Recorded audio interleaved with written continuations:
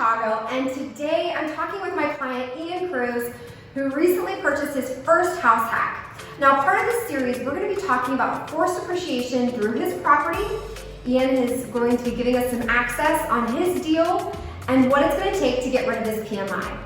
Yeah, so I want to talk a little bit about my investing journey here in Chicago. So I've been in Chicago for 4 years. I'm originally from the East Coast, Baltimore. This deal forever. I started last August, so it's been over a year. I actually went through 6 realtors, and Sarita is lucky number 7. I say that because I know that I'm pretty picky. I had an agenda, I had a plan, I wanted to stick to it, and making sure that the vision and goal that you have aligns with your realtor is really, really important, because there are a lot of realtors that are actually more salesy and they want to get a transaction done, and there are others that are like Sarita, who is more like a consultant, making sure that she understands your goals, that you clearly understand your goals, and that she finds exactly what you're looking for. She's not afraid to tell you, no, this will not work, this doesn't fit your goals, I don't think this is good, and she's always open to seeing as many properties as you need to make sure that you're finding exactly what you need. So I'm very lucky to have found lucky number 7 here.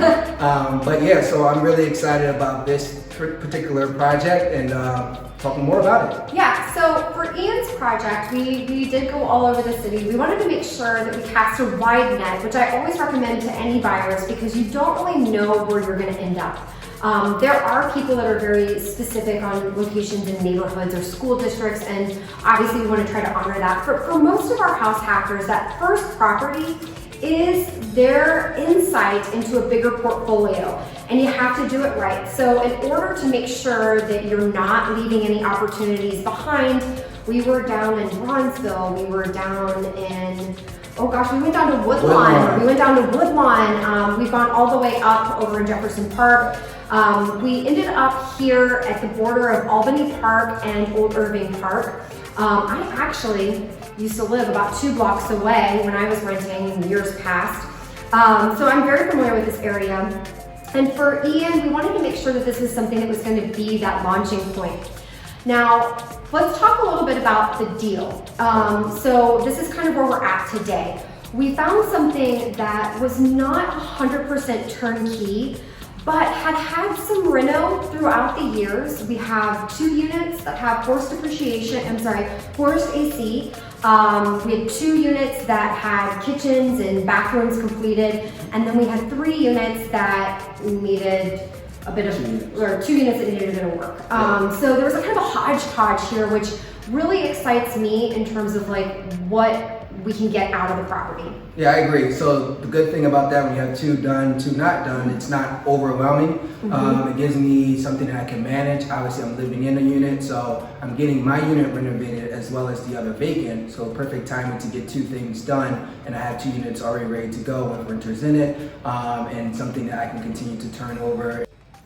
Absolutely. So let's dive a little bit more into the numbers here. So this was an off-market property that I found and sent to Ian. We ended up getting this property under contract for $715 with a $10,000 seller concession, which means that Ian got $10,000 back on the deal, which was really awesome. Can you talk a little bit about that? Yeah, awesome. So the reason why I got the $10,000 back is because the purchase price was actually $705. I wanted to make sure I keep as much money in my pockets as possible. Cash is very important. Cash is always king. Keep that in mind. So what I did is actually help myself on the closing end by asking for this seller to give me a credit. So we went up to $715, got a $10,000 seller credit, which brought the price back down to $705 for them that they walked away with, and I kept a lot of cash in my pocket. I think I ended up closing with $20,000, which is really good for this.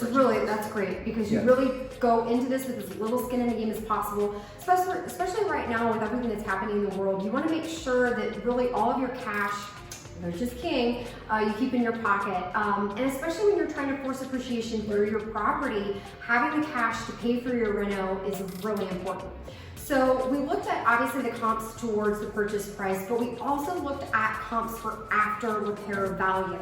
And for this particular area, we had a lot of really good data to sink our teeth into, which is not always possible. Sometimes in the cities, when you have these properties that are coming on the market, that have been owned for families for 30 years, you don't always have great comparables to rely on. But we did for this particular property, which is what makes it a little bit more exciting.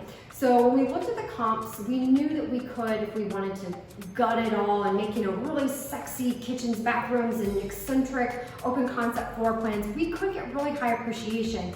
But the goal is to just get rid of the PMI.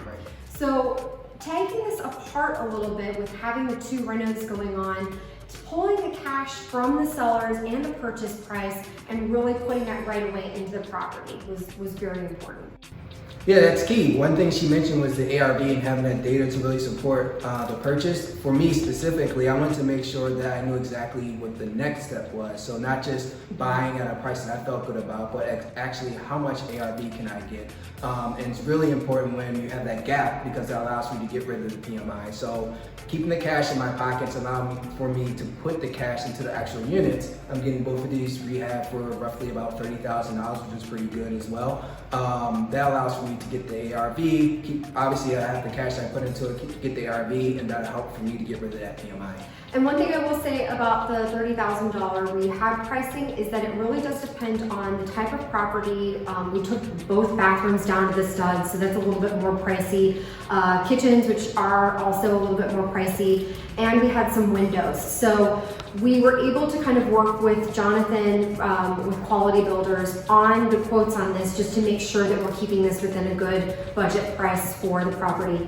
And one thing I'll note also about that is that he will give you quotes for your property, so don't take our word that this is the base price for what a reno costs. It's going to be property specific. Yep. Perfect. So we're gonna do another video about the before and after of the property, and we'll be joined by Jonathan at that point from Quality Builders who did the renovation, and we'll talk a little bit about that in our next video. Thank you guys so much for watching. See ya.